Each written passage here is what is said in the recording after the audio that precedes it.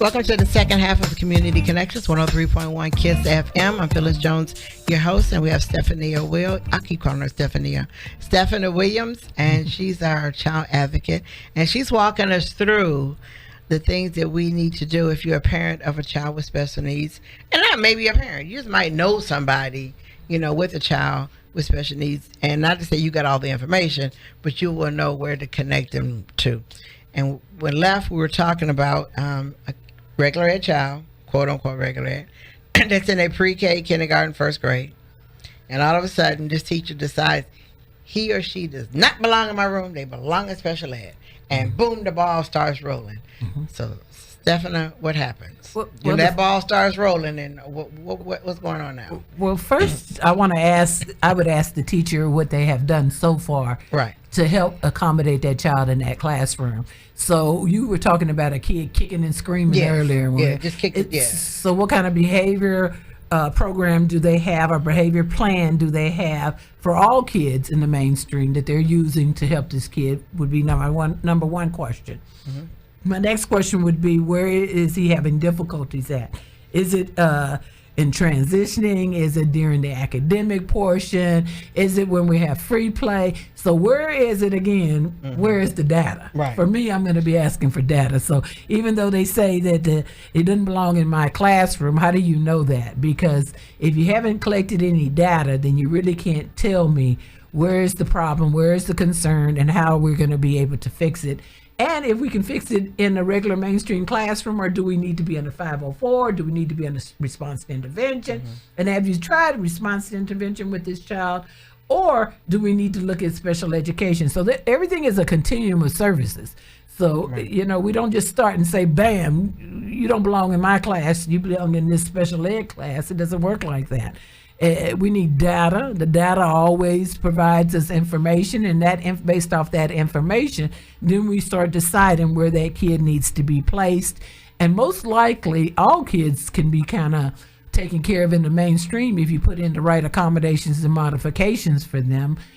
You just have to think outside the box sometimes and come up with some solutions. So just because we have a kid acting out in a classroom doesn't mean that he needs to have any services per se given to him at this time. What I would look at first, if a kid is acting out in the classroom, is why are they acting out? So I would start collecting data. And if we're talking about the 5-year-old still, right, then I would be looking at data probably every 5 to 6 minutes at first, because a kid at that age does not usually is not able to maintain focus for longer than 5 to 6 minutes at first. You might be able to get up to 15 minutes later on, but right now we're probably looking at 5 to 6 minutes, and they're probably not focused. And so how do we maintain that focus of that child behaviorally and academically, where we can get them up to 15 to 20 minutes? And so I'm going to start looking at how long can he do it now? Or how long can she? We're talking about Johnny, though. Right. So how long can Johnny do it now? So how long does Johnny do it now? So if Johnny can focus on something for 5 minutes and we want him to get to 10 minutes, what are we going to do to help him get from 5 to 10 minutes? And that's when we start looking at data and information. And if you don't have data, I don't want to make a move. Right. So let's look at the data first, and let's collect that. And it could be something simple as from a teacher having beans in her pocket, and every time Johnny does something, they move the bean over to the next pocket. Mm-hmm. And then every 15 minutes you count the bean and say, well, he did it this many times within that 15 minutes. So how do we get that down, and how do we start building a program to get him on task, or as they say, and when I say on task, I'm actually meaning doing the task. Right. And so I want to define that, and I want to say, I want to have Johnny doing his academics, working on his academics for this period of time. And if we've already collected data and it says he's only doing it for 5 to 6 minutes, and I want to get him to 15, then I'm going to have to get him to 10 first, and then I'm going to go to 15. So how do I do that? So I have to build something for him. It doesn't automatically mean he belongs in a special education classroom. He may need more focus, or he may need more accommodations in that classroom, or he may need some response to intervention to bring him up to par with his classmates. It doesn't necessarily mean that he needs to go directly to special ed. And a lot of people will do that. Or sometimes there may be things, like we said earlier, going on in the home or going on in the classroom that we just didn't recognize. So I need to pay attention. And I need to kind of figure out as an adult what is actually going on with little Johnny at the time that he's actually having some problems. And is it academic? Is it environmental? Or is it behaviorally? Or is it socially? So all of those things need to be considered, but it's all data that needs to be collected in order for us to do a hypothesis on it to determine what are the needs of little Johnny. You can't just say he belongs over here in this classroom. You have to decide what is going on in this classroom that Johnny needs to help him where he can stay in that classroom. So all kids need to be in the mainstream at first, and once they're in the mainstream, we kind of look at them and say, is this the least restricted environment for this child? Is this the environment that they belong in? And then we can start adding or taking away for a child. I get a lot of parents that always say, well, he needs an aid. That's very restrictive, an aid. Yes, for me, it's almost is restricted. That's probably more restricted than a residential treatment center for me. Yeah. Okay. Right. And the reason I say that is because you're one-on-one. Even in a residential treatment center, you're not one-on-one. Come on. Right. You're actually in a class sometimes with maybe 5 to 6 other children. Maybe there's 2 or 3 other adults in there. So when we start talking about a one-on-one aid, we're talking about the most restrictive environment probably we can provide for a kid. Somebody being there with him all the time, all day long, one-on-one. That's restrictive to me.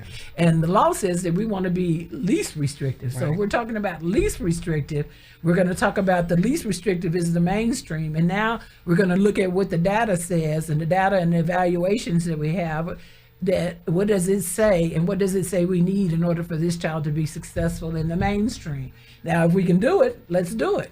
But if we can't, then we're going to start looking at the continuum services and see where this child can be. Maybe the child needs some direct teach, and once he gets that direct teach, he can go over here and get some one-on-one help. I don't know. Right. But you have to look at it. But it's all based off of the individual child. We can't just say it's worked for one child, so it's going to work for all children. We have to look individually at that child. So sending him home and writing on a sheet of paper every day is not data, correct? Writing information on a sheet of paper? And then sending them home. What I'm saying is, like at 3 o'clock. I mean, school's out at 3, but he's been in school 3 hours. You've had enough, so you call the parents to pick him up. Oh, no, that's not good at all. And we don't want to do that to kids because you're not collecting data. The only data you're collecting is that he's getting to go home. And the thing with that is you have to be very careful about that. Because when you start sending kids home, that's where they want to be. Most of the time, if a kid is struggling in a school environment, they want to go home.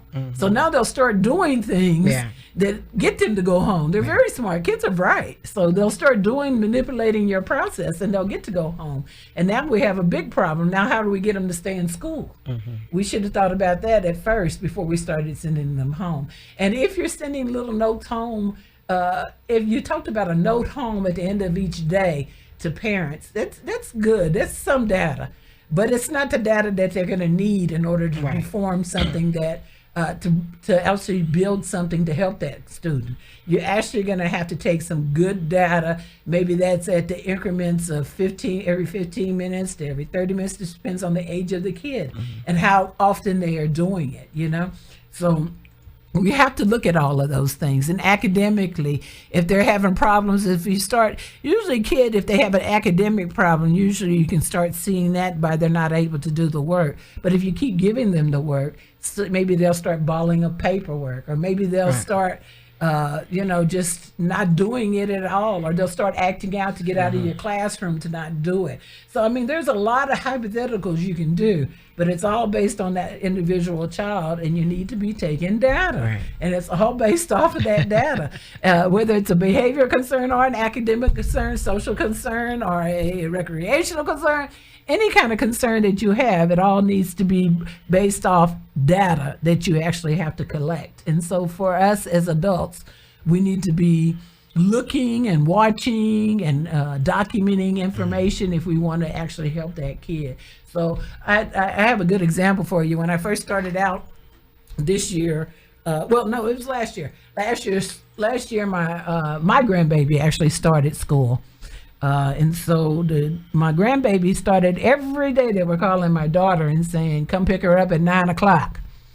And I was like, wow. And she wasn't saying anything to me about this. And so I was like, one day she called me and she was crying. She was like, Mom, she says, they keep making me pick up the baby every day at 9 o'clock. They're having problems with him. So I told her, okay, well, I have educational rights for both of my grandbabies. Right. So I advocate for both of them.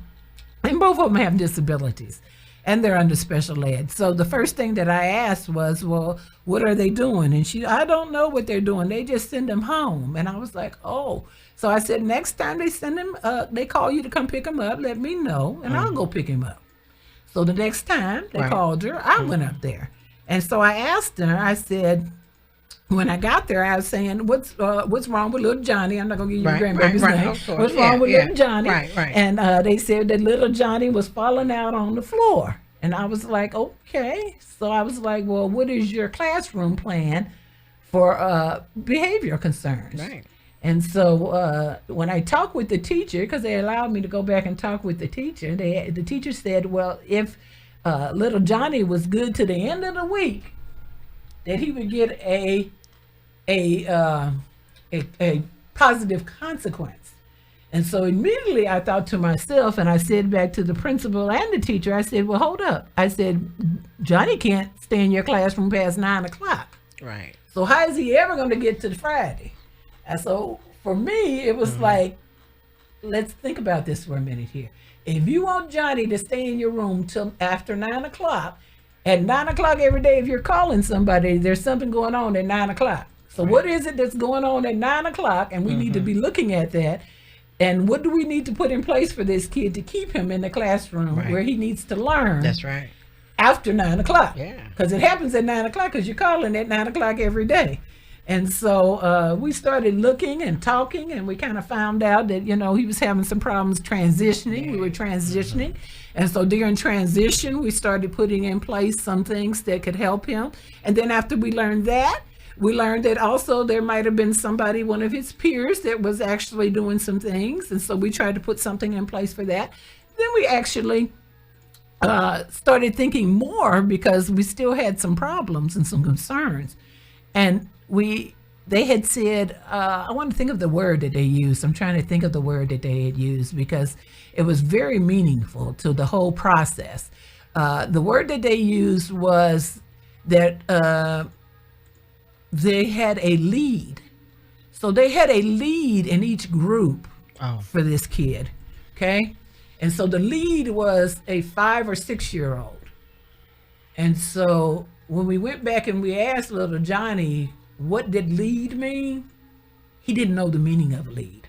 Gotcha. So when the person started trying to lead little Johnny, he was like, you're not an adult, you can't lead me.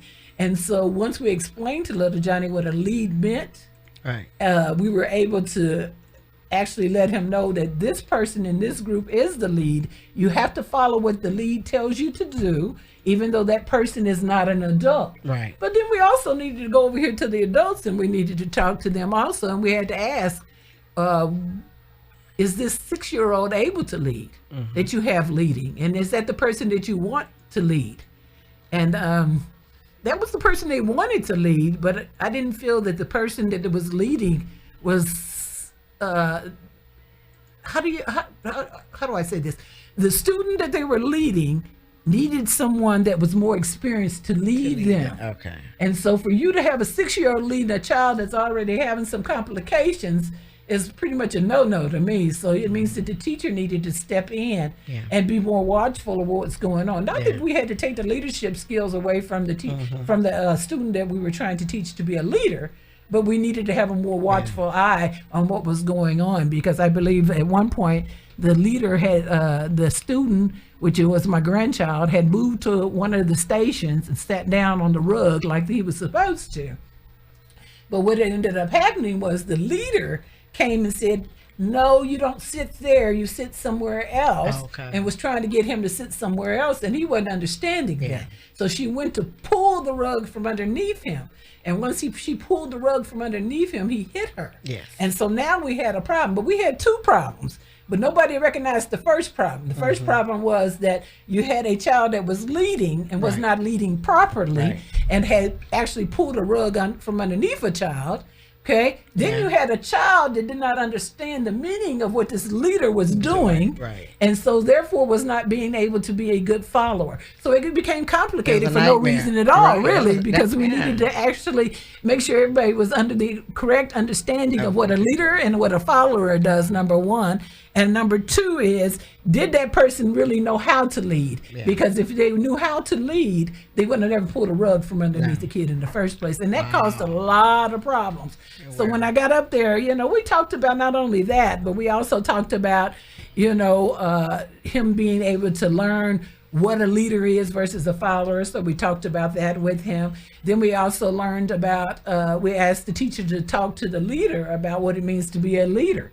The other thing is, we talked about accommodations. You can't give an accommodation on Friday if a kid can't make it past 9 o'clock on Monday. Right. You have to move the consequences, positive or negative, up before 9 o'clock. So if the behavior is going to happen at 9, it needs to come at least 10 minutes before 9. We have some kind of positive in place for them. Okay, for anybody that's just not listening, we're talking to Stephania Williams, and she's a child advocate for kids with, and I won't just say kids with special needs. She's a child advocate for any kid that's in school. Absolutely. Love kids, period. And first, before we get back to this, how can someone reach you? If they needed to reach you, how do they reach you? Well, you can actually go on my Facebook page, which is Advocacy from the Heart, one word, or you could call me at 254-289-0022 and leave a message, and I'll get back with you as soon as possible.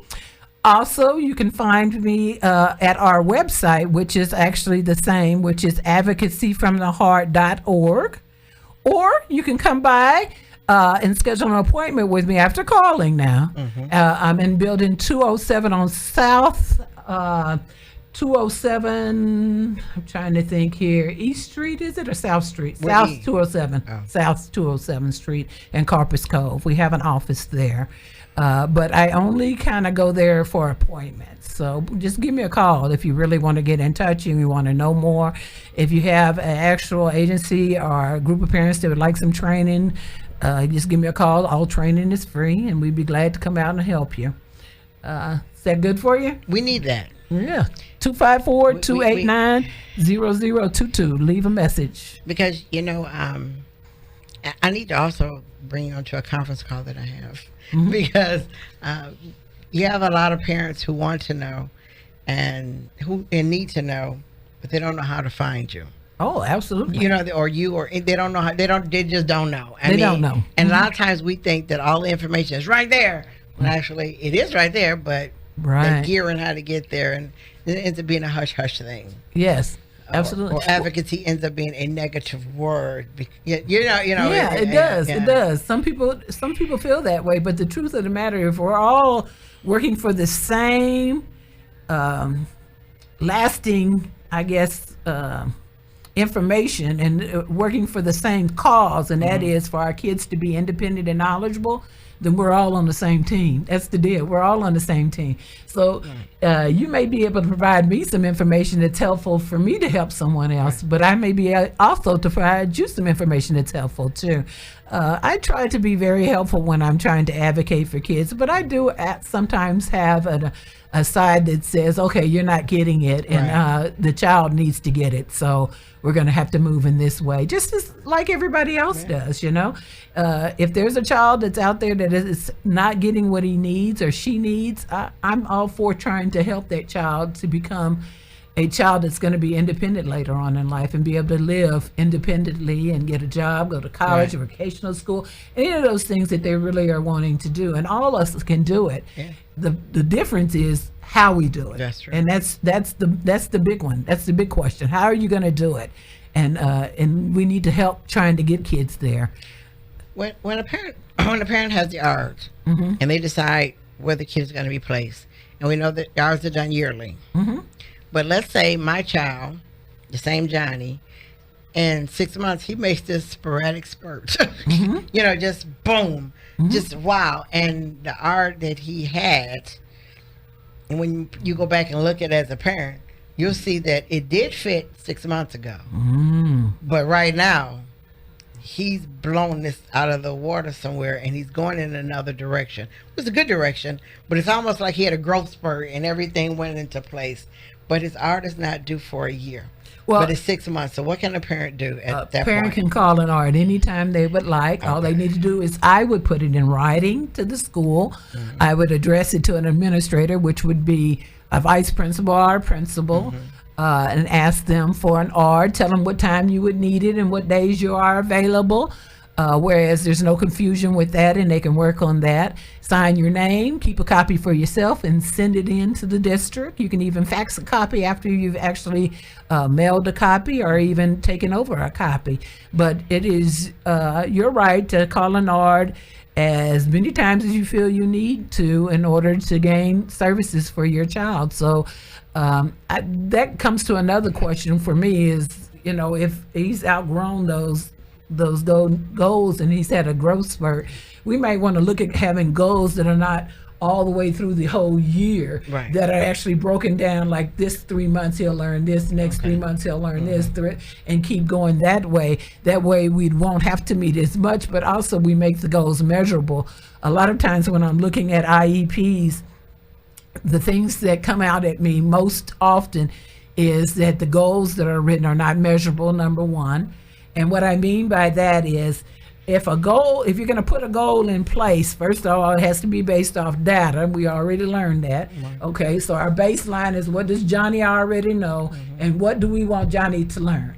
And how fast can Johnny learn it? Okay, so if we're going to I'm going to do something simple right now with just the ABCs. So Johnny doesn't know any of his ABCs. So in order for Johnny to learn his ABCs, my overall goal is for him to learn all his ABCs. But my objective right now is for him to learn how to spell his name. So I want him to learn the alphabets that spell his name first. Why? Because that's very important. Right. Very important. Right. Okay. And then from there, we'll start putting in the other letters and start letting him learn those. And yes, you can do A, B, and C if that's what you want to do. But for me, it's more important for a kid to learn his name first. So utilizing those alphabets first is very important. So I always try to utilize that. And then when I start talking about them being measurable, it's not going to take, if my name is Justin, it's not going to take me all year to learn Justin. Right. I'm sorry. And if I have a teacher that can't teach me Justin within a few months, probably within, I'd say, at least the first quarter or so. And when I say know the name, it's not only knowing the letters, but writing the letters and being able to recognize the letters too.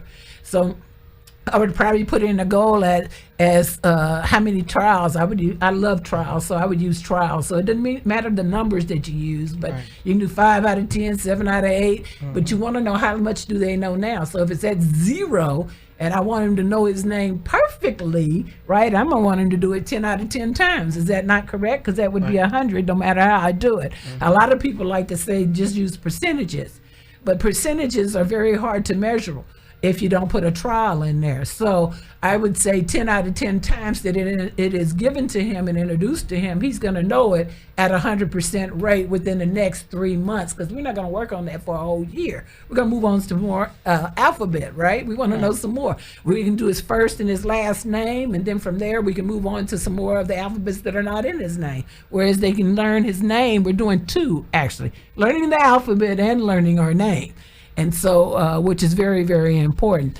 But my whole purpose to this is that you want to make sure that the goal is measurable. Right. If you can't measure it, or if you don't understand the goal yourself, it isn't measurable and it isn't a good goal. Sometimes I'll see 3 goals and I'll see the same goal written 3 different ways in an IEP, and I'm like, what? And I'll ask the parent, what does this mean to you? I don't know. Well, if you don't know, I know your child doesn't know, and the teacher definitely doesn't know.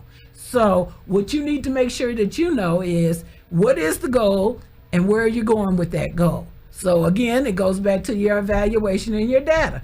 This is what Johnny knows. This is what Johnny doesn't know. One of my goals is some of the stuff Johnny doesn't know, because that's what I want to fill in the blanks. And I want to make it measurable. And the reason I say I want to make it measurable is because if it's not measurable, how do I know if he learned it or not? Okay? And I don't want to work on the same goal 2 or 3 years in a row. It's unproductive. If you can't teach him those goals within a certain limited time, then maybe the goal is too big of a goal, and we need to break it down more. You know, like I said, he's going to learn his ABCs. That may be good for one student, but for another student, it may not be good. It may just need to learn ABC or just their name. So make sure that you're making that individualized for that student, and make sure that you're checking on it and calling ARDs whenever you need them. Put it in writing. Do not just call up there and ask. People forget. People are very, very busy. You're not the only child that's on an individual education plan. There are plenty of kids on them. And the thing is that we are quick to say, well, they didn't honor it, but they didn't have any paperwork to actually look back on and remember. So make sure that they get that paperwork where they can remember. And remember, we're all a team. So, I mean, that's hard to think of, but we are. We're all a team. Sometimes we get frustrated with each other, and sometimes the things that we're looking for our children and other people are looking for our children are not going to connect. But you can make them connect if you actually look at your data and have everything data driven. Okay, so my last question is, should a parent allow a goal to just say he needs to be in school to socialize? Should a parent allow that to be it? All it says is he needs to learn to socialize. Should a parent allow that? Because I don't even know what that would mean to me and what it looks like. So for me, that would not be a good goal, because first of all, I don't know what be in school to socialize would mean. What are we talking about? Are we talking about that he needs to be out on the playground learning how to play kickball with his peers? Does he know how to be in the classroom and learn how to transition with them? Does he need to learn how to walk down the hall with them? What is it? Does he need to be able to eat with them? What is it that you really want this kid to do? So it's too ambiguous for me. And so you need to break it down, and you actually need to have real good goals. And for you just to say only socialize, who's doing his academics? That's right. That's it. Who's doing this academics? Right. Yeah. You know, you can have a socialization goal, but who's doing his academics? You getting something on the outside that we need to know about? If so, then we need to be sharing that information where everybody knows that the academics are coming from this side and the social is coming from this side. And if that's not happening, then you don't have a good plan for your child. So in other words, if a parent just says, all they know is to say, I need him to just socialize, is it then turn to the school's time to say, listen, along with that, we understand you on that point, but wouldn't you like some academics? Absolutely. Is it the school's time to help with that one? Absolutely. That is. And the deal is that, under Child Find, they have, under the law, they are to seek out children who may have disabilities and have troubles and bring them back in and actually educate them. And whether that be on performance skills, social skills, academics, the whole 9 yards. Really, we're educating our students for them to go out into the world and take care of us later on in life and take care of themselves. And so we want them to be independent as possible. So if we're not doing that for our kids, they're not going to be able to do what we want them to do later on in life. And so that becomes a problem. That's where we have so many kids still at home with their parents, because we didn't do what we were supposed to do. We didn't do a good transition plan. We didn't do a good IEP. We didn't teach them how to read. We didn't teach them how to write. It wasn't important at that time because we didn't think about it.